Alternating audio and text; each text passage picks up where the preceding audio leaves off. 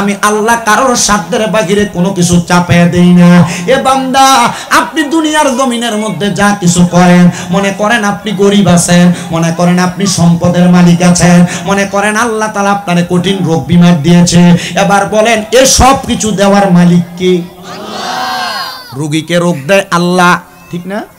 রোগীকে রোগ দেয় আল্লাহ, ভালো মানুষকে সম্পদ দেয় আল্লাহ, আবার সম্পদ ছাড়া গরিব মানুষকে গরিব রাখেন আল্লাহ। কারণ আমার আল্লাহ কয়, বান্দা আমি কারোর সাধ্যের বাহিরে কোনো কিছু। মাদ্রাসার ছাত্ররা, তোমরা একটা কথা বলবা না, কোনো কথাই বলা যাবে না। না, তারা দাঁড়াই আওয়াজ শুনো, কাউকে বসতে বলার দরকার নাই, কেউ বলবেন না। আমার মুসলমান ইমানদারেরা গভীর মনোযোগ দিয়ে বয়ান শুনবেন। তাহলে আমার আল্লাহ বলেছেন কারো সাধ্যের বাহিরে কোনো কিছু আল্লাহ তাআলা চাপায়া দেন না। তাহলে চিন্তা করে দেখেন, আপনি যেই টাকার মালিক, আপনি এই টাকাই গ্রহণ করতে পারবেন, এর চাইতে বেশি আপনি গ্রহণ করে রাখতে পারবেন না। আল্লাহ তাআলা এই জন্য আপনাকে এতটুক দিয়েছেন। আবার যেই ব্যক্তি কোটি টাকার বিল্ডিংয়ে ঘুমায়, সেই ব্যক্তি কোটি টাকার বিল্ডিং বানায়া কোটি টাকার বিল্ডিংয়ে ঘুমানোর সামর্থ্য রাখে বিধায় আল্লাহ তারা কোটি টাকা দিয়েছে। এজন্য যারা সম্পদ কম, তারা সম্পদওয়ালাদেরকে হিংসা করা যাবে না। আবার যাদের সম্পদ বেশি, যাদের সম্পদ নাই, তাদেরকে আবার ঘৃণার চোখে তাকানো যাবে না। মনে রাখবেন, সম্পদ দেয়ও আল্লাহ, নেয়ও আল্লাহ। আল্লাহ দিতেও দেরি করেন না, নিতেও দেরি করেন না। এই যে দেখেন, আবারও বলতেছে বসার জন্য। আমি নিষেধ করছি যে কাউকে বসতে বলবেন না, আবারও বলতেছে। এই যে বাবা যান, আপনি বসতে বলছেন কেন? এই যে চলে যাচ্ছে মানুষগুলো, এখন আনতে পারবেন?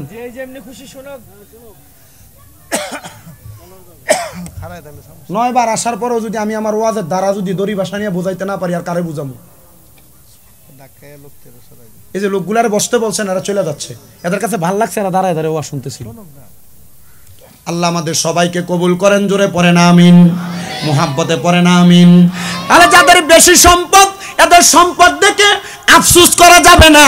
আবার যাদের কম সম্পদ, এদের কম সম্পদ দেখে এদেরকে অবহেলা করা যাবে না। যদি সম্পদওয়ালা কম সম্পদওয়ালার অবহেলা করে, বেশি সম্পদ আল্লাহ তাআলা কমিয়ে দিবে। কথা কোন ঠিক কিনা? আর যদি কম সম্পদওয়ালা বেশি ধনী সম্পদ দেখে আফসোস করে, আমার আল্লাহ তাআলা ওই বেশি সম্পদওয়ালার মতো সম্পদ কিন্তু কম সম্পদওয়ালারা দিবে না। আল্লাহ তাআলা তার নিয়ামত কমায় দিবে। এই জন্য রাহমাতুল লিল আলামিন নবীর হাদিস শরীফ আমি পড়তে যা দেখলাম, নবী আমার বলে, উম্মতের দলেরা, তোমরা যখন দুনিয়ার জমিনের মধ্যে থাকবা, আল্লাহ তাআলা তোমাদেরকে যতটুকু সামর্থ্য প্রদান করেছে, তোমরা আমার আল্লাহ তাআলার প্রশংসা করবা, শুকরিয়া আদায় করবা। রহমতের নবী আপনার কাছে জানতে চাই, আপনি বলেন না আল্লাহ তাআলার শুকরিয়া আদায় করলে লাভটা কি হবে? নবী আমার বলতেছে, উম্মত, আমার আল্লাহ তাআলা নিয়ামত বৃদ্ধি করে দিবেন। হে মুসলমান, হে ইমানদারের দলেরা, একটু মনোযোগ দিয়ে বয়ানটা শ্রবণ করবেন। আমার হুজুর বড় পীর গৌসে পাক আব্দুল কাদের জিলানীর কথা আপনারা সবাই শুনেছেন। কারণ যেহেতু দরিবাসানী এলাকায় শাহপুর দরবারের সিলসিলা মোতাবেক মাহফিল করা হয়, আমরা এখানে যারা আছি, আমরা সবাই মোটামুটি কাদেরিয়া তরিকার অনুসারী। অন্যান্য তরিকার থাকতে পারেন, কাদেরিয়ার পরে চিশতিয়া, নকশবন্দিয়া, মুজাদ্দিদিয়া, অন্য সব তরিকার অনুসারী থাকতে পারেন। এই কাদেরিয়া তরিকার যিনি একজন মূল শায়েখ, ওনার নাম হলো হযরতে হুজুর বড় পীর গৌসে পাক আব্দুল কাদের জিলানী। হুজুর গৌসে পাক আব্দুল কাদের জিলানী কোনো সাধারণ ওলি না। হুজুর গৌসে পাক আব্দুল কাদের জিলানী হলেন মাদারজাত আল্লাহর ওলি, যিনি মায়ের গর্ভ থেকে বেলায়েত প্রাপ্ত হইয়া দুনিয়াতে আগমন করেছে। এই পর্দার অন্তরালের আমার মা বোনেরা, আপনারা যারা বয়ান শ্রবণ করতেছেন, আপনাদের উদ্দেশ্যে আমার কথাটা থাকবে, যদি আপনার সন্তানকে আপনার গর্ভ থেকে জন্ম দেওয়ার পরে একটা নেক সন্তান হিসেবে দুনিয়াতে আনতে চান, তাহলে হুজুর গৌসে পাকের আম্মা জান কেমন ভাবে দুনিয়ার জমিনের মধ্যে সন্তান গর্ভ নিয়ে চলাফেরা করেছেন, একটু আপনি লক্ষ্য করার চেষ্টা করবেন। হুজুর গৌসে পাক বড় পীর আব্দুল কাদের জিলানী, ওনার আম্মা জান যখন ওনারে গর্ভে রেখেছেন, 1 না 2 না 3 না 18 পারা কোরআন মুখস্থ, কোরআন তেলাওয়াত করেছেন। আর হুজুর বড় পীর আব্দুল কাদের জিলানী ওনার মায়ের গর্ভের মধ্যে থাইকা ওই 18 পারা কোরআন শিখা শুইনা উনি মুখস্থ করে ফেলেছেন। এটা দুনিয়ার কোনো মানুষের ক্ষমতা না। আপনারা বলেন এই ক্ষমতা দেয় একজন, তিনি কে? ওই হুজুর বড় পীর আব্দুল কাদের জিলানী, উনি বড় আশেক আজম হিসেবে বাগদাদ এলাকার মধ্যে ইসলাম প্রচার করেন। হুজুর বড় পীরের দরবারে বহু মানুষ চলাফেরা করে। তো হুজুর বড় পীর গৌসে পাক আব্দুল কাদের জিলানীর দরবারে ওই এলাকার সবচাইতে প্রখ্যাত একজন চোর ব্যক্তি গৌসে পাকের দরবারে আগমন করলেন। আগমন কইরা সন্ধ্যা টাইমে গৌসে পাকের ঘরে প্রবেশ করে ফেলেছেন। হুজুর গৌসে পাক এশারের নামাজ আদায় করার পরে গৌসে পাক আব্দুল কাদের জিলানী ঘরের মধ্যে প্রবেশ করে, যারা আল্লাহর হক্কানি রব্বানি বান্দা এরা কখনো রাত্রবেলা আরামসে ঘুমানোর চিন্তা করে না, কারণ এরা চিন্তা করে গভীর রজনীতে আমার আল্লাহ তাআলাকে যত বেশি ডাকতে পারবে আমার আল্লাহ তাআলা গভীর রজনীতে বান্দার ডাকে সাড়া দিয়ে বান্দা যা চায় আল্লাহ তাআলা বান্দারে তা দান করে দেন। হুজুর বড় পীর আব্দুল কাদের জিলানী উনি বলেন, আমি সারা রাত্র তাহাজ্জুদের নামাজের মুসল্লায়, কিন্তু ওই চোর ব্যক্তিটা বলেন আমি দেখতে পাইলাম ওই ঘরের মধ্যে আর আলো নিপতেছে না। আমি ঘর থেকে বের হব এমন টাইমে হুজুর আব্দুল কাদের জিলানী আমাকে প্রশ্ন করেছে, এ বাবা, কে আপনি আমার ঘরের মধ্য থেকে বের হচ্ছেন? আপনার পরিচয় তো আমি জানি না। উনি ডাক দিয়ে কই, হুজুর আমি আপনার একজন শুভাকাঙ্ক্ষী এবং আপনার একজন ভক্ত। আপনার ঘরে প্রবেশ করেছি হুজুর আপনার কাছে বায়াত নেওয়ার জন্য, আপনার কাছে মুরিদ হওয়ার জন্য। আপনারা বলেন আসলে কি বায়াত হওয়ার জন্য আসছে না চুরি করার জন্য? মনোযোগ দিয়েন, আসলে কি বায়াত হওয়ার জন্য আসছে না চুরি করার জন্য? কিন্তু হুজুর গৌসে পাককে বলেছেন, হুজুর আমি এসেছি আপনার দরবারের মধ্যে বায়াত হওয়ার জন্য। বলে তাহলে আসো তোমারে আমি বায়াত করাই। সময়টা বড় মূল্যবান সময়, তাহাজ্জুদের ওয়াক্ত। এখন যদি তোমারে আমি বায়াত করাই হয়তো আমার আল্লাহ তাআলা খোদাই ভাবে তোমার এখন কবুল করে নিবে। হুজুর গৌসে পাকের কথা শুই না ওই চোর ব্যক্তিটা হুজুর গৌসে পাককে বলে, হুজুর এখন আমি দেখে গেলাম, পরবর্তীতে আইসা আপনার কাছে বায়াত গ্রহণ করব। হুজুর বলে, না রে বাবা, কোনো মানুষের হায়াতের গ্যারান্টি কোনো মানুষ দিতে পারে না, তুমি আমার কাছে এখনই বায়াত গ্রহণ করে যাও। ওই ছেলে বলে, হুজুর ঠিক আছে আমি বায়াত গ্রহণ করব। কারণ সে চিন্তা করলো যদি আমি বায়াত না গ্রহণ করি আমারে যদি চোর বইলা সমর্থন করে তারা আমারে আঘাত করে, নচেত আমি এখান থেকে বাঁচার জন্য বায়াতে গ্রহণ করব। এ বাবা,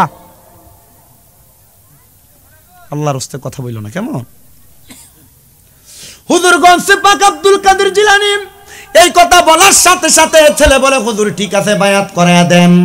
এবার হুজুর গৌসে পাক বলে, তোমার ডান হাতটা বাড়ায়া দাও। ডান হাতটা বাড়ায়া দেওয়ার পর হুজুর গৌসে পাক আব্দুল কাদের জিলানীর ডান হাতটা ওই ছেলেটার ডান হাতের উপরে রাইখা হুজুর বলে, তুমি আমার জবান দ্বারা তুমি যে দুইটা কথা বের হবে সেই দুইটা কথা বলবা। বলে, হুজুর কিসের বায়াত গ্রহণ করব? বলে, দুইটা বাক্য। এক নাম্বার তুমি বলো তুমি কোনোদিন মিথ্যা কথা বলবা না, আর দুই নাম্বার তুমি এখানে যেহেতু আসছো এখন থেকে আর কোনোদিন নামাজ ছাড়তে পারবা না। চোর মানুষ বাঁচার জন্য হুজুর গৌসে পাকের সাথে ওয়াদাবদ্ধ হয়েছে। বায়াত শব্দটার অর্থই ওয়াদাবদ্ধ হওয়া। বায়াত শব্দের অর্থ আবদ্ধ হওয়া, বায়াত শব্দের অর্থ মিশে যাওয়া, বায়াত শব্দের অর্থ একত্রিত হওয়া। এ বায়াতের মানে হইল হুজুর গৌসে পাকের কাছে যে বাক্যগুলা সে ওয়াদা করেছে, এই ওয়াদার মাধ্যমে হুজুর গৌসে পাকের সাথে ওয়াদাবদ্ধ হয়ে সে বায়াত নিয়েছে। দুইটা শর্ত দিয়েছে।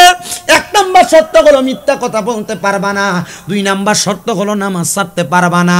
এই কথা বলে হুজুর গৌসে পাকের দরবার থেকে ওই মুরিদরা বিতাড়িত হয়েছেন, মানে চলে গিয়েছেন। যাওয়ার পর হুজুর গৌসে পাক বড় পীর আব্দুল কাদের জিলানী রাদিয়াল্লাহু তাআলা আনহু উনি ওনার দরবারের মধ্যে উনি সুন্দর করে ইবাদত করতেছেন। কিন্তু সুর মানুষ, মনে রাখবেন কামাত তাদিনু তুদান, এটা আমাদের মুখের ভাষা এবং কাউলুল জামিল উত্তম কথা। যেমন কর্ম তেমন ফল, চোরের স্বভাব কোনোদিন যায় না। সুর মানুষ গৌসে পাকের দরবার থেকে বের হয়া বড় রাজপ্রাসাদ দেখে মনের মধ্যে আবার কুচিন্তা চলে আসছে, না না আব্দুল কাদেরের বাড়িতে যেহেতু চুরি করতে পারি নাই তাহলে এখন আমি চুরি করার জন্য রাজপ্রাসাদের মধ্যে প্রবেশ করব। কিন্তু হুজুর গৌসে পাকের কাছে বায়াত হওয়ার পরে, মুরিদ হওয়ার পরে হুজুর গৌসে পাক তারে দুইটা জিনিস উপহার দিয়েছে। এক নাম্বার হুজুর গৌসে পাকের একটা পুরাতন চাদর দিয়ে, পুরাতন পাঞ্জাবি দিয়েছেন, আর একটা পাগড়ি ওই লোকটাকে দান করেছেন, যেহেতু তুমি আমার কাছে রাত্রবেলা মুরিদ হয়েছ। হুজুর গৌসে পাকের দরবার থেকে ওই পাঞ্জাবি গায়ে লাগায়া, মাথার মধ্যে পাগড়ি লাগায়া সুন্দর করে রাজপ্রাসাদের ভিতরে ঢুকতেছে চুরি করার জন্য। এবার রাজপ্রাসাদের দারোয়ান ডাক ডাক দিয়া কয় কে কে? বলে আমি হইলাম তোমার রাজপ্রাসাদের যিনি রাজা, আমি ওনার একজন শুভাকাঙ্ক্ষী এবং সহচর। দারোয়ান মনে করেছে মনে হয় হ্যাঁ এত সুন্দর পোশাক পরা মনে হয় রাজপ্রাসাদের রাজার শুভাকাঙ্ক্ষী হবে। উনি এইটা মনে কইরা ওনাকে ভিতরে প্রবেশ করতে দিলেন, কিন্তু আসলে যে চোর এই কথাটা তারা বুঝতে দেয় নাই। এবার ভিতরে প্রবেশ কইরা প্রত্যেক জায়গায় যাইয়া ওই আল্লাহর বান্দাটা অনেকগুলা মাল সামানা একটা পাত্রের মধ্যে অথবা কাপড়ের গাঁটটি বান্ধা উনি এগুলা নিয়ে চুরি করে বের হবে। এমন টাইমে ফজরের আযান হয়ে গেছে। চোর মানুষ আব্দুল কাদের জিলানী বইলা দিছে দুইটা কাম কইরো। কয়টা কাম? আমরা সমাজের বর্তমান যারা আমরা পয়সাওয়ালা হয়ে যায়, মোটামুটি টাকা পয়সার মালিক, ওনাদের ঘুমানোর সময় হইলো মোটামুটি ফজরের আগ থেকে জোহরের আগ পর্যন্ত। আর ডাক্তার সাহেব তো সভাপতি জিজ্ঞাসা করেন যে মাশাআল্লাহ এই সময়টা ঘুমাইলে ওনার স্বাস্থ্যের কতটুকু লাভবান হয় আর কতটুকু অবনতি হয় জিজ্ঞাসা করেন। তো এ চিন্তা করছে রাজা মানুষ সম্পদওয়ালা, উনি ঘুমাবে বেশি, তা আমি ফজরের নামাজটা পড়েই বাইর হইল। চোর হইল স্বভাব বড় ভালা। 11টি মালগুলো একসাথে রাইখাম নামাজের মধ্যে দাঁড়াইছেন। নামাজের মধ্যে দাঁড়ায়া ওই আল্লাহর বান্দা 2 রাকাত নামাজ শেষ করার আগে বাদশার ঘুম ভেঙে গেছে। এ মুসলমান, এ নবীর উম্মতের দলেরা, বাদশার ঘুমটা ভাঙ্গার সাথে সাথে বাদশা দেখতেছেন তার ঘরের দরজাগুলা খোলা, তার ঘরের সম্পদওয়ালা সিন্দুকগুলা খোলা। বাদশা এমন কর্মকাণ্ড দেইকা পুরা রাজপ্রাসাদকে ঘুটে ফেললেন। রাজপ্রাসাদের চারোদিক উনি ঘুরে ঘুরে দেখলেন, লক্ষ্য করে দেখলেন রাজপ্রাসাদের বিভিন্ন মূল্যবান জায়গা থেকে মূল্যবান ধন সম্পদগুলা চুরি করেছে। এবার একটা ঘরে প্রবেশ করে দেখতেছেন একজন পাঞ্জাবিওয়ালা মাথায় পাগড়িওয়ালা ব্যক্তি নামাজ পড়তেছে, আর সারা বাড়ির যত মণিমুক্তা স্বর্ণ জহরত আছে একটা পুটলি বানায়া পাশে ফালাইয়া রাখছেন। বাদশা কয় দেখছো আমার বাড়ির মধ্যে চুরি হয়েছে, আর এমন একজন আল্লাহর ওলি আমার বাড়িকে পাহারা দিয়া আমার চুরি হওয়া মালগুলা ফিরে আনছে। আসলে কি উনি ফিরে আনছে না উনি চোর? আপনারা ওয়াজ বুঝতেছেন? আমি এই কথাটা দিয়ে আপনাদেরকে কি বুঝাইতেছি একটু মনোযোগ দেন। শুধু অনেক বড় একটা ঘটনা, এই ঘটনা থেকে আমি আপনাদেরকে বোঝাচ্ছি। আসসালামু আলাইকুম। আপনাকে বলেছি 10:30টায় কল দেওয়ার জন্য। জাহান্নামে আমার মুসলমান ইমানদারেরা, ওই ব্যক্তিটা উনি দেখতেছেন নামাজ আদায় করেন। বাদশা ডাক দিয়া বলতেছেন হে আল্লাহর বান্দা, কে গো আপনি?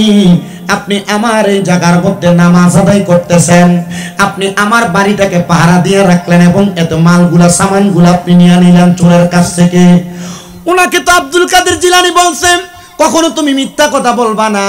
এবার উনি নামাজটা শেষ করে ডাক দিয়া বলে বাদশা আমি মিথ্যা কথা বলি না, আমি হইলাম চোর, তুমি আমারে বিশ্বাস করো না। বাদশা কয় ও মাগো, এত বড় পাগড়িওয়ালা আর পাঞ্জাবিওয়ালা একটা চোরকে বাঁচানোর জন্য চোরের দায় নিজের কাঁধে নেয়, তাহলে আমার বুঝতে দেরি হয় নাই। আপনি দুনিয়ার কোনো সাধারণ কামেল না, আপনি কামেলে মুকাম্মেল। যেহেতু আপনি আপনার চোরের দায়, অন্যের চোরের দায়টা আপনার কাঁধের মধ্যে নিয়েছেন, তাহলে আপনার কাছে আমার ওয়াদা, আপনি প্রয়োজনে যা সম্পদে পুটলিতে আছে সব নিয়ে যাবেন, প্রয়োজনে আমার রাজপ্রাসাদের সব সম্পদ নিয়ে যাবেন। তবে হুজুর গো, আপনার কাছে আমার ওয়াদা, আপনি এখান থেকে আমারে বায়াত না করে যাইতে পারবেন না। প্রথম চুরি করতে গেছেন আব্দুল কাদের জিলানীর দরবারে, মুরিদ হয়ে আসছে। দ্বিতীয়বার চুরি করতে গেছে বাদশার বাড়িতে, এখন কি করাইতেছে? মুরিদ করাইতেছে। হুজুর গৌসে পাকের নজর যার মধ্যে লাগে, হুজুর গৌসে পাকের নূরানি নেক নজর এবং সোহবত যার মাঝে লাগে, এই ব্যক্তির জীবন কিভাবে পরিবর্তন হয় এই ব্যক্তি নিজে বলতে পারবে না। এজন্য কাদেরিয়া তরিকা একটা শ্রেষ্ঠ তরিকা। কাদেরিয়া তরিকা আপনার মনে হয় একবারে বুঝেনি না, এমন ভাবে বসে রয়েছেন, আর আমি আপনার এলাকায় একবারে নতুন এসেছি। আমি ওই ঘরে বসে হিসাব করলাম, সাইফুল ভাইয়ের ঘরে, দরবেশের ঘরে হিসাব করলাম, যেমন 9 বার হয়েছে। এই 25 তারিখে আগে গেলাম মসজিদে এর আগে এলাম 2 বার, উদ্বোধনের সময় রমজানে মসজিদের মাহফিল, এই মাঠে এলাম একবার, ওখানে করলাম, যে কান্দা এলাম না এলাম, এটা আমি তো বুঝতেছি না আপনারা কি একবারে মানে খুব কষ্ট হইতেছে। প্রধান বক্তা আয় পড়ছে, অল্প সময় শুধু আমার কথাটা একটু শুনে দেবেন, অসুবিধা হইব আপনার। আর গৌসে পাকের তরিকা যে একটা শ্রেষ্ঠ তরিকায় বিশ্বাস অন্তরে আসেনি, আসতে কয় আসেনি বাবা, একটু মহাব্বতে কন। ওলিদের ওলি যিনি গাউসুল আজম জিলানী, ওলিদের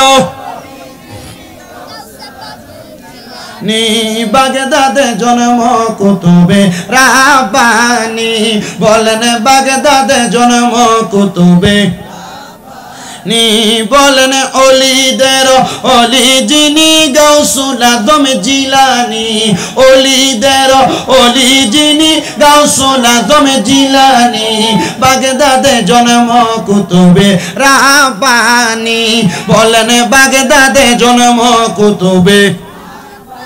বংশ তোমার হাসান হুসাইনি, তুমি কইলাম ফাতেমার নয়নের মনি, বলেন বংশ তোমার হাসান হুসাইন, আইরে তুমি কইলাম ফাতেমার নয়নের মনি, দয়ার নজর দাও গো আমায় ও গো গাউসে সামদানি, দয়ার নজর ও গো গাউসে সামদানি, বাগদাদে জন্ম কুতুবে রাব্বানি, বলেন অলিদের অলি যিনি গাউসুল আজম জিলানী, অলিদের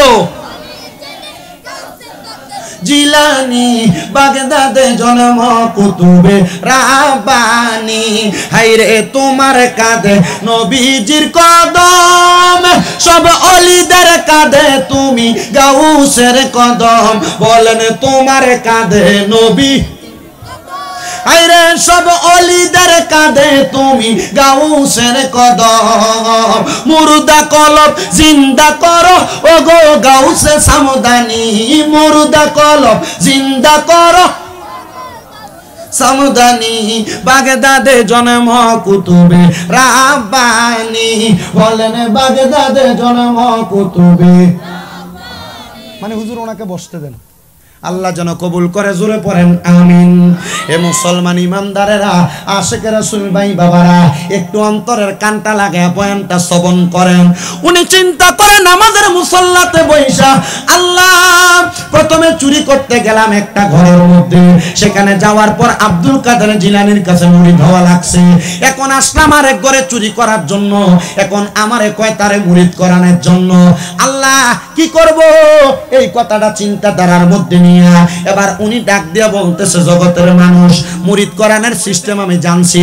বলে কোন সিস্টেম মুরিদ করানোর? বলে আব্দুল কাদের জিলানী বলছে হাতটা দেন, আমি হাতটা নিলাম, বললাম বাদশা হাত দেন, আর আপনি আমার মুখে মুখে বলেন।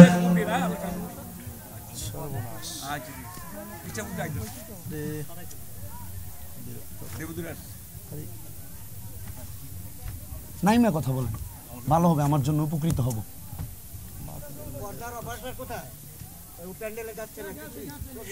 এ মুসলমান ইমানদারেরা, এবার উনি বলেন, এ বাদশা তোমার হাত বাড়িয়ে দাও। উনি বলেন আমি হাতটা বাড়িয়ে দিলাম। এবার ওই চোর মানুষটাই বলতেছে, বাদশা তুমি আমার মুখের সাথে বলো যে কোনোদিন মিথ্যা কথা বলবো না। বলে বলবো না।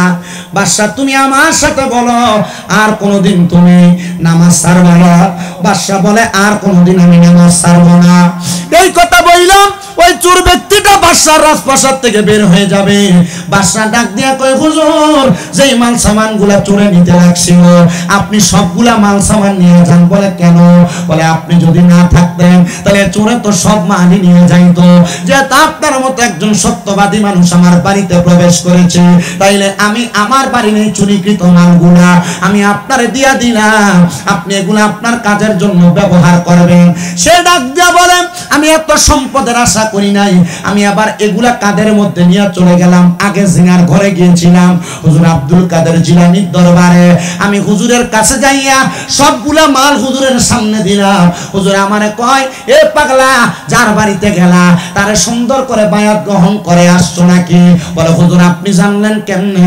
বলে আল্লাহ তাআলা ইলমে তাসাউফের বরকতে আমি আব্দুল আব্দুল কাদেরকে জানার ক্ষমতা প্রদান করেছে।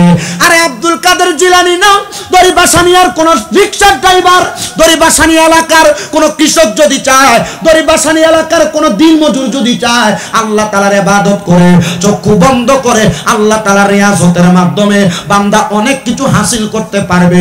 চক্ষু বন্ধ করলে বান্দা দরিবাসানিয়ায় বৈশা মক্কা মদিনা পর্যন্ত দেখতে পাবে। কিন্তু আপনি আমি চোখ বন্ধ করলে আমরা যত আকাম কুকামগুলা করি এগুলো আমরা চোখের মধ্যে ভাইসা ওঠে। এটার কারণ হইল আমরা আমাদের কর্মের দ্বারা আমাদের কলব নষ্ট করে ফেলেছি। এবার বলেন এই কুকর্মগুলা ত্যাগ কইরা ভালো কর্মের মাধ্যমে আমাদের প্রত্যেকের কলব জিন্দা করার দরকার আছে না? আল্লাহ বুঝার তৌফিক দান করুন। আসতে বলে না আমিন। আসতে বললে আসতে বলে আর মোহাব্বতে কোনে আমিন। এ মুসলমান ইমানদারেরা, ওই লোকটা ডাক দিয়া কই, হুজুর গৌসে পাক আমি আসছিলাম আপনার বাড়িতে চুরি করতে, আমি মুরিদ হয়ে গেলাম। আরেক বাড়িতে গেলাম চুরি করার জন্য, মুরিদ করে আসলাম। এখন এত মাল সামান পাইলাম। হুজুর বলেন নাই মাল সামান গুলা কি করব? হুজুর বলে একটা মাল সামানের লোভ লালসা আমার মাঝে নাই। বলে হুজুর কি করব?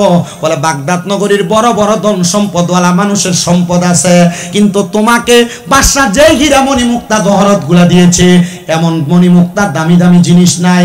যাও যাও যাও, এই সবগুলা মালকে তুমি আবার এই বাগদাদ এলাকার গরিব গরিব মানুষের কাছে বিলিয়ে দাও। তারা যেন গরিব গরিব মানুষরা এই মণিমুক্তা জহরতের মাধ্যমে তাদের রিজিকের যোগান দেয়, তাদের খাবারের যোগান দেয়। বলে হুজুর আপনার কথা মোতাবেক মানুষের মাঝে আমি বন্টন করে দিব, কিন্তু হুজুর আপনি আমার একটা ওয়াদা দেন, আমি যে এই মণিমুক্তা জহরত গুলা পাইছি আগামীকালকে সকালবেলা আমার স্ত্রী আমার কাছে আসবে, আর আমার এই মাল সম্পদ গুলা দেখলে আমার স্ত্রী এগুলা নিতে চাইবে, কারণ আমার স্ত্রীর একটা স্বভাব হলো লোভ বেশি।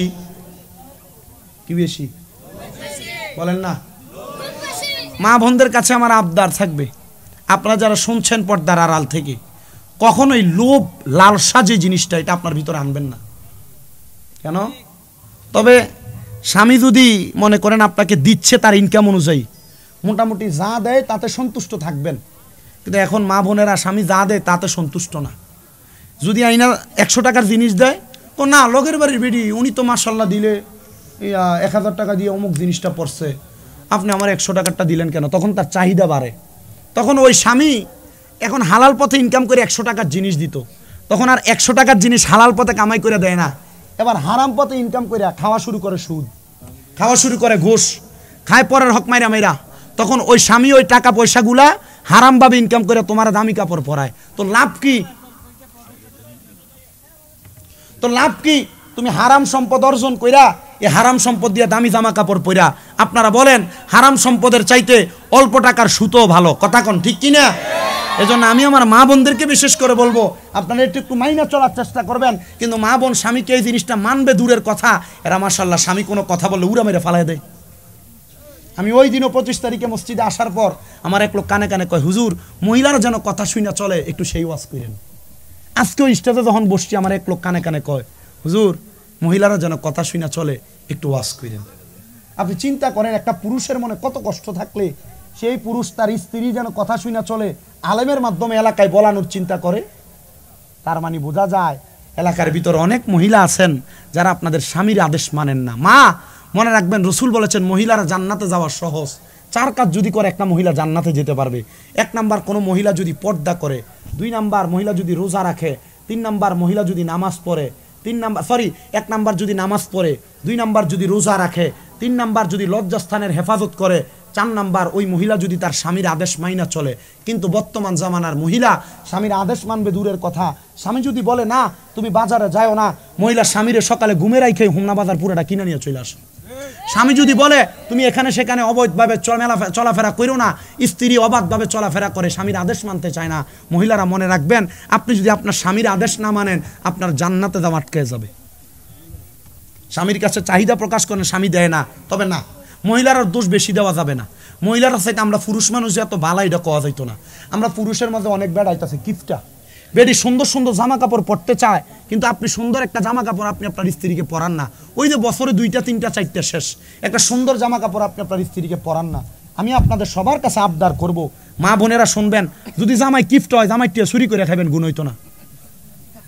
কথা বলছেন? জামাই যদি কিফট হয়, জামাই টিয়া চুরি করে খাইবা, কিফট হইতো না। তবে ফাঁসার করো না বাপের বাড়িতে। জামাই টিহা দিয়া ভাই বোনের চিকিৎসা করো না। জামাই টিহা দিয়া বাপের বাড়ির মানুষের ধন সম্পদওয়ালা বানায়ও না। জামাইয়ের টাকা চুরি করে তোমার প্রয়োজনে তুমি ব্যবহার করবা। তবে জামাই যদি কিফট হয় আর জামাই যদি সবই দেয়, আবার তুমি স্বামীর উপর অত্যাচার করো, তুমি মহিলা জান্নাতে যাইতে পারবা না। বলে হুজুর কেন?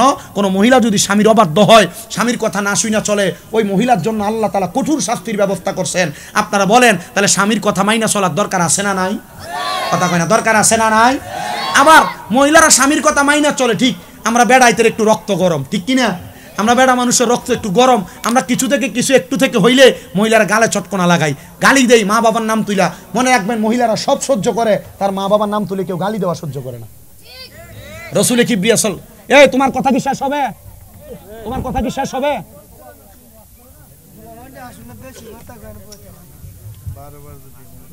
তুমি 4 বার কথা বলছো, আমি একবারও বলি নাই। তোমার দিকে গিয়াসউদ্দিন ভাই তাকাইছে 3 বার।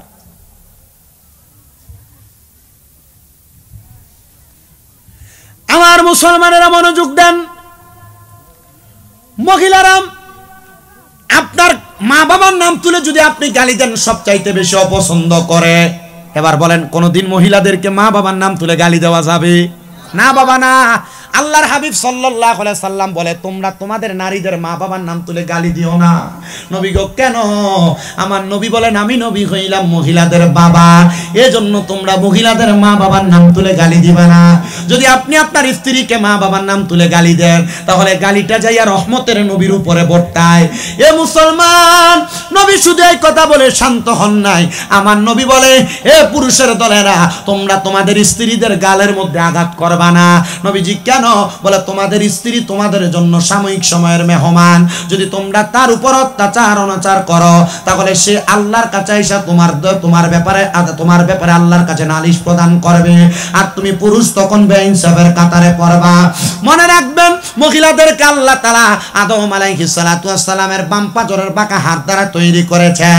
এজন্য আপনি কখনো মহিলাদেরকে ভালোভাবে সোজা চলাইতে পারবেন না। এই বেশি সোজা করতে দেখলে দেখবেন বাঁকা, আবার বেশি বাঁকা হইলে দেখবেন সোজা করতেও পারবেন না। এজন্য মহিলাদেরকে মধ্যস্থতার মাধ্যমে চালাইবেন। রহমতের নবী বলেছেন একজন মহিলা হলো পানির মতো, পানির মতো। নবীজি কেন গো? নবী আমার বলতেছে পানি যেই কোনো পাত্রের মধ্যে রাখলে সেই আকার ধারণ করে থাকতে পারে। একটা মহিলা যদি স্বামীর বাড়িতে আসার পর এই পানির মতো আকার ধারণ করে করে থাকতে পারে, শ্বশুর যেমন কথা বললো, শাশুড়ি যেমন কথা বললো, স্বামী যেমন কথা বললো, এই কথাগুলো ধৈর্য ধারণ করে সহ্য করে থাকতে পারে, তাহলে আমার আল্লাহ তাআলা এই মহিলাদেরকে জান্নাতের হুর গিলমানের সঙ্গী সর্দারিনী বানাইব। জোরে জোরে বলেন সুবহানাল্লাহ। ও মুসলমানেরা, এদেরকে কন্ট্রোল করা বড় কঠিন। আমরা না শুধু, আমাদের চাইতে বড় বড় ওলামায়ে কেরাম আছেন, ওই ওলামায়ে কেরামও তাদের স্ত্রীকে কন্ট্রোল করতে পারেন নাই। এ বাবা বলে হুজুর কোন ওলামায়ে কেরামের কথা বলবেন? এর মধ্যে একজন প্রখ্যাত আলেম, যিনার নাম হইল আল্লামা শেখ সাদী রহমাতুল্লাহ আলাইহি। অল্প সময় আপনাদেরকে কথাটা বলে আমি শেষ করি। আল্লামা শেখ সাদী রহমাতুল্লাহ আলাইহি উনি ওনার ছাত্র নিয়ে বসতে পড়াইতে, সকাল থেকে জোহরের ওয়াক্ত হয়ে গেছে। আপনাদের কষ্ট হইতেছে নাকি? অল্প সময় বলে শেষ করতেছি। ছাত্র নিয়ে বলছে ছাত্র জোহরের ওয়াক্ত হয়ে গেছে, তুমি এখন বাড়িতে যাও না, বাড়িতে যাইবা যেহেতু একটু পরে যাও, আমার ঘরে দুপুরের খাবারটা খাইয়া তারপরে যাও। শেখ সাদী ছাত্র বলেছেন ঠিক আছে হুজুর, আপনার ঘরে খাইয়াই বাড়িতে যাব।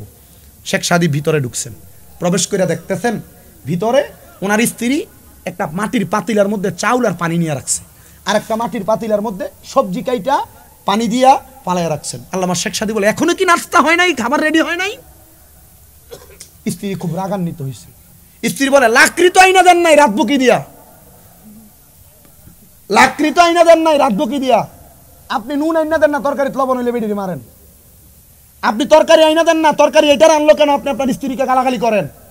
স্বভাব শুধু স্ত্রীর খারাপ বললেন না, আপনার আগে আপনি নিজের দোষটা খুঁজেন। আল্লামা শেখ সাদীর স্ত্রীকে যখন উনি 3 বার ধমক দিছে, ওনার স্ত্রী রাগান্বিত হইয়া তরকারির যে পাতিলটা, এখন না মানুষ সিলভারের পাতিলে রান্না করে, আগে কিসের আনতো? মাটির পাতিলা না। উনি মাটির পাতিলেটা লই আল্লামা শেখ সাদীর মাথা বেড়ে ধুম করে মারছে। আল্লামা শেখ সাদীর মাথায় ভাঙ্গা পাতিলের যে কাঁচাটা আল্লামা শেখ সাদীর গলাতে আটকে গেছে। আমরা বেড়াই চলে যদি বউ এটা মারতো, ধুম করে ঘুষি মারতো না? কথা বলেন। রিমান্ডে এত ফিটা ফিটা না, ওই বেড়া যে ফিটা ফিরতো বউরে, ঠিক না? আল্লামা শেখ সাদী বলেন না আমি মারি নাই। আমি কথাটা কি বইলা শেষ করব? আমার 1 নাম্বার চাহিদা থাকবে, ওয়াজ শেষ করার আগে প্রধান বক্তা আসার আগে 1 নম্বর সাইড হলো 10 টন রড দিব কোন মায়ের ছেলে, হুজুর আমার মা নাই, আমার বাবা নাই, আমার আম্মা আব্বার লাগি খাস করে দোয়া করবেন। এই দড়িবাসানী এলাকায় বড় একটা মাদ্রাসা হবে, এই মাদ্রাসার জন্য ফাউন্ডেশনের যে 10 টন রড লাগে আমি দিয়া দিব। একজন ছেলে বলবে। আমি আমার ঘটনাটা বইলা তারপর শুরু করতেছি, অসুবিধা হবে আপনাদের? আল্লামা শেখ সাদী গেছেন কাঠ আনার জন্য। উনি জঙ্গলে যায়, আল্লাহর ওলি যারা ওনাদেরকে দুনিয়ার অনেক কিছুকে কন্ট্রোল করার ক্ষমতা কে দিয়েছেন? আল্লাহ। আল্লামা শেখ সাদী গাছে উইটা লাকড়ি ভাঙ্গা নিচে ফালাইতেছেন, লাকড়ি ভেঙে ফালাইতেছেন, নিচে তাকে দেখে অনেক লাকড়ি। উনি চিন্তা করলো কিরে লাকড়িগুলো নিব কেমনে। এখন দেখতেছেন এই টাইমে জঙ্গলার ভিতরে এক ভাগ আসছে, আল্লামা শেখ সাদীকে খাবে, উপরের দিকে তাকায়, বাঘ আর লুকাইছে। আর আল্লামা শেখ সাদী উপরে বসে চিন্তা করে বাঘ যেহেতু আসছে, যাক আমার লাকড়ি নেওয়ার একটা সাথী পাইছি। আমার চিন্তা আর ওনার চিন্তা কি? তার মানে ওনার ইচ্ছা হইলো উনি এমন কিছু জপবেন, আল্লাহ তাআলার এমন কোন কালাম ওনার জবান দিয়ে পড়বেন যার কথার মাধ্যমে একটা বাঘ ওনার কন্ট্রোলে চলে আসবে। সুবহানাল্লাহ পড়বেন না? তুমি নিচে নাইমা লাকড়িগুলা বাইন্দা বাঘের পিঠে উঠাইয়া দিছে। উঠাইয়া এ বাঘের পিঠে করে এই লাকড়ি বাড়িতে নিছে। ছাত্র দেখে অবাক, এমন উস্তাদ তো জীবনে দেখি না যিনি ভাগ কন্ট্রোল করে ফেলেন। ছাত্র বলে হুজুর লাকড়ি দিয়া, হুজুর আসছেন ছাত্রের সামনে, খানা রেডি হোক, তোমাকে আর একটু পড়াই। ছাত্র কই হুজুর একটা ভাগ কন্ট্রোল করতে পারলেন, নিজের বউটারে কন্ট্রোল করতে পারলেন না।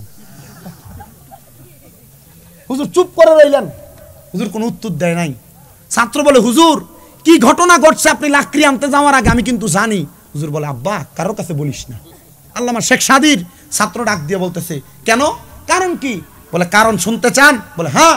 বলে কারণ হইল আমার স্ত্রীর জন্য আমি লাকড়ি জোগাড় দিতে পারি নাই, তো স্ত্রী আপনারা আঘাত করলে, আপনি এত বড় আলেম মানুষ, আপনি সম্পদওয়ালা না, কিন্তু আপনি আলেম ভালো, আপনি যে কোনো মহিলাকে চাইলে বিবাহ করতে পারবেন, করেন না কেন? কই বেটা 3 শয়তান সামলাইতে পারি না, তুমি আমার 5 শয়তান সামলাইতে বলো? হুজুর এটা কি বলেন? বলে হ, আল্লাহ তাআলা একটা মহিলাকে ধোঁকা দেওয়ার জন্য আর পথভ্রষ্ট করার জন্য 2টা শয়তান নিযুক্ত করছেন। একটা পুরুষকে শয়তান ধোঁকা দেওয়ার জন্য একটা শয়তান নিযুক্ত করছে। আমার সাথে 1 শয়তান, আমার ওয়াইফের সাথে 2 শয়তান। কয় শয়তান? কয় 3 শয়তান। কয় যদি এখন আরেকটা বিয়ে করি তাহলে কয় শয়তান হইব? 5 শয়তান। তাহলে 5 শয়তান কেমনে কন্ট্রোল করবো? 3 শয়তানই তো কন্ট্রোল করতে পারি না। হুজুর আপনি জানেন আপনি আল্লাহ তাআলার কোন কুদরত নিয়ে আপনি এখানে বৈশা কথা বলতেছেন, তবে হুজুর আপনার কাছে আমার ফরিয়াদ, আপনি যেই হেকমতে চলেন আপনি এই হেকমতের এলেম আমারে শিখান। বলে আমার মতো এই যে আমি কোথায় থাকি দেখো, আমার ঘরটা কিসের দেখো। উনি বলতেছে আপনার ঘরটা হইলো এত সুন্দর, খের দিয়ে আগে মানুষ ঘর বানাইতো না, খের দিয়ে কুরের ঘর বানাইতো না? বলে এটা কুরের ঘর হুজুর। হুজুর আপনি চাইলেই তো আপনার এলেমের জোরে কত ছাত্র আপনি দামি ঘর বানিয়ে থাকতে পারেন। হুজুর কয় না রে আব্বা, এই চনের ঘরটা, এই কুরে ঘরটা, এই ঘরটার চাইতে আমার আরো একটা খারাপ জায়গা হবে যেটা কবর। হুজুর ভালো মানুষের কবর তো খারাপ হয় না। বলে ভালো হবে যদি আমার কর্ম ভালো হয়। বলে হ্যাঁ, তাইলে হুজুর একটা ভালো বাড়ি বানিয়ে দে, আমি ছাত্র মানুষ, আমার বাবার টাকার অভাব নাই। বলে না রে আব্বা, আমি মারা যাওয়ার পর তোমরা দোয়া কইরা শুধু একটা এমন একটা ভালো ঘরের মাধ্যমে আমার জন্য তোমরা দোয়া করবা, আমি তোমাদের কাছে সম্পদ চাই না, তোমার তো কুড়ে ঘরে পড়াই, তোমার আব্বাকে বইলো এই সম্পদ দিয়া এই এলাকার ভিতরে সুন্দর একটা জায়গা করে দিতে, যেন তোমার মতো আরো অনেক ছেলেরা এলেম অর্জন করতে পারে। ও আব্বা, আপনাদের এলাকার ভিতরে আপনার ঘরটা বিল্ডিং, আপনার ঘরটা কত সুন্দর দোতলা, আপনার ঘরটা একতলা, আপনার বাড়িতে এসি, দামি বক্স খাটে আপনি ঘুমান, আপনার ঘরে টাইলস করা, আপনার বাথরুমে টাইলস করা, কিন্তু আব্বা দরিবাসা নিয়ে আদবে মোস্তফা মাদ্রাসাটা আমি দেখছি যে বেড়াটা উপর দিয়ে যে টিন্ডি কেমন জানি কাপড় লটকে রাখছে, সাইডে দিয়ে জানালাগুলা কাপড় দিয়ে ঘোরা দিয়ে রাখছে, যে সামনের পুরান মসজিদের জানালা এবং মসজিদের যে মাটিগুলা, মসজিদের যে আগের আস্তরগুলা এক কোনা দিয়ে ভাঙ্গা ভাঙ্গা পরে রং দিয়ে দিয়ে ফুটিন দিয়ে দিয়ে কইরা রাখছে। আব্বা কবরে গেলে যদি আল্লাহ জিগায় তোর ঘরটা তো টাইলস হলা ছিল। জিকির করেন আল্লাহ আল্লাহ আল্লাহ আল্লাহ, একটু কমাও, সাউন্ড দাও।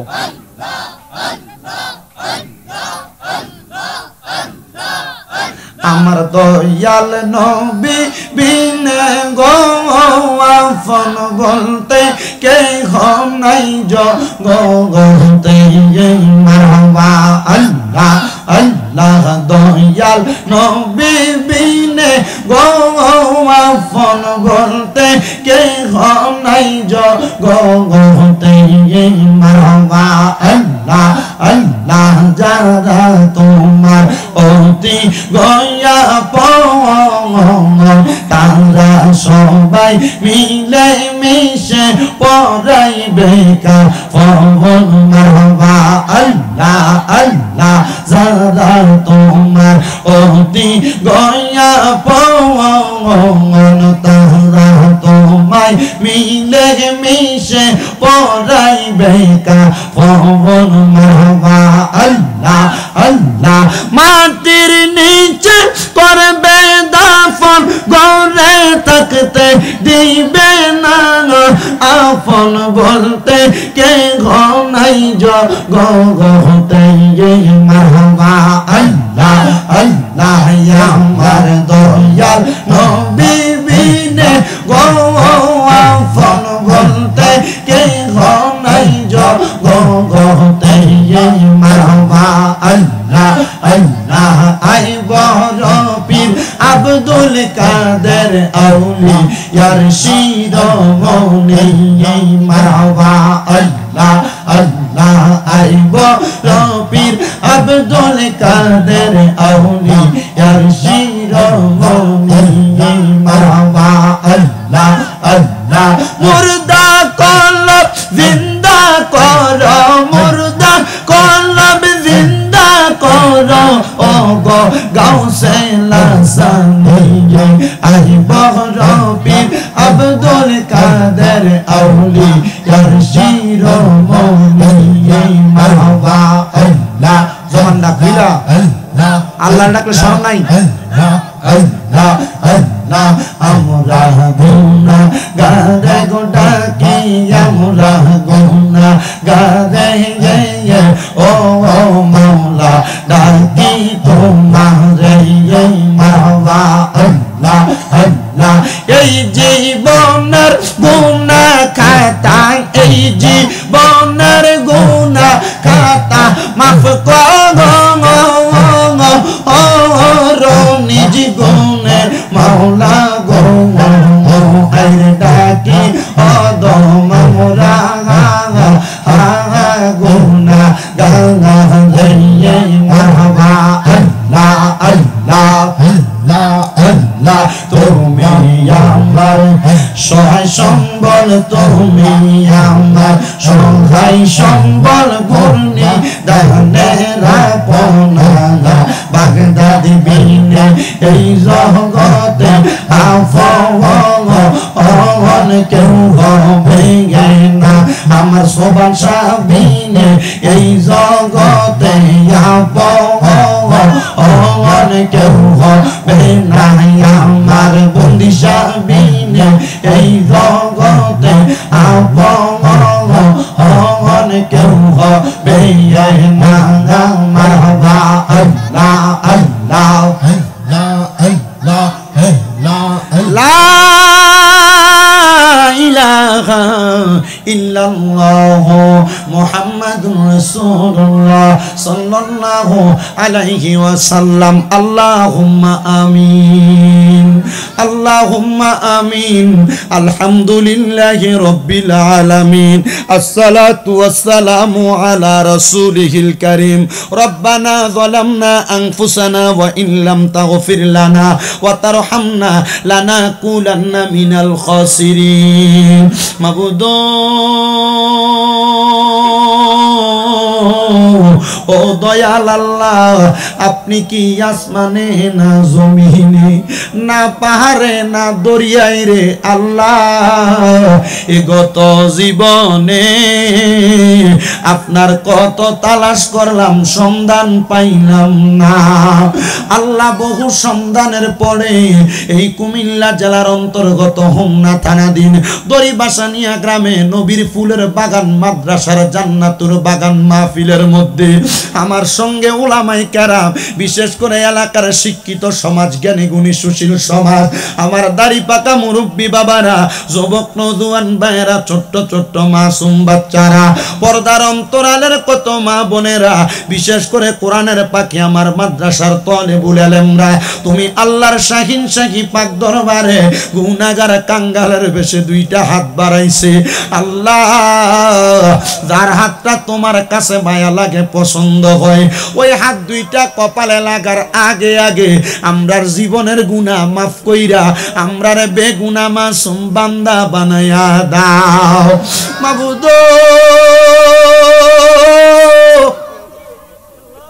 ও দয়াল আল্লাহ আজকের মুনাজাতের মধ্যে আমরা সবচাইতে বেশি গুনাহ লইয়া হাত বাড়াইছি আমি শামীম রেজার গুনাহ যদি দড়ি বাসানিয়ার মানুষ দেখতো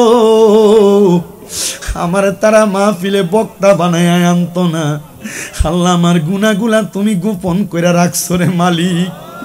আল্লাহ এমন ভাবে জীবনের গুনার জন্য কত মানুষ হাত বাড়ায় রে আমার এই দড়ি বাসানিয়া এবং আশেপাশে এলাকার ভাই বাবারা রে। কিরে ভাই মাইকের আওয়াজ তোমাদের কানে যায়নি রে ভাই? মুনাজাত হইতেছে রে ভাই, আমার আল্লাহর দরবারে আমিন আমিন কইরা দুইটা হাত বাড়াইয়া দাও।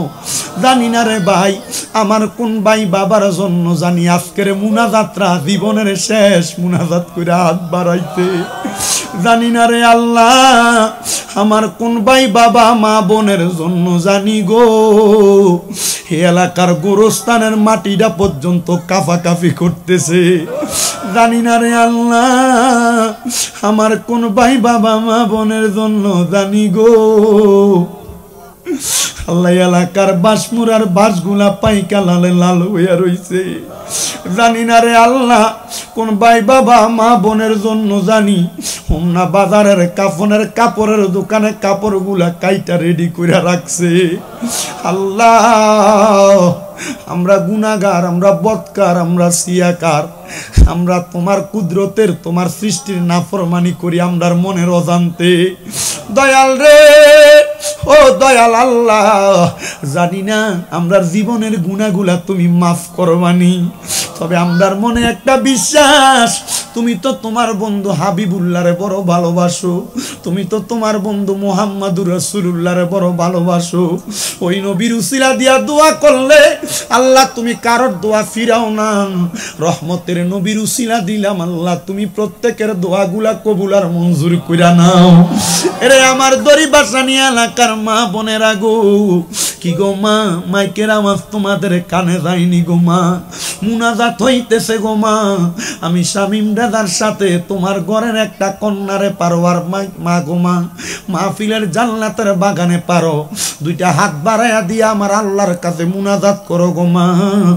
মারা গো তোমরা তো এই এলাকার নাইউরি না গো মা, একদিন আসছিলা লাল রঙের বেনারসি শাড়ি পইরা, আরেকদিন 5 টুকরা সাদা কাপন পইরা বাড়ি থেকে বিদায় হইয়া যাইবা।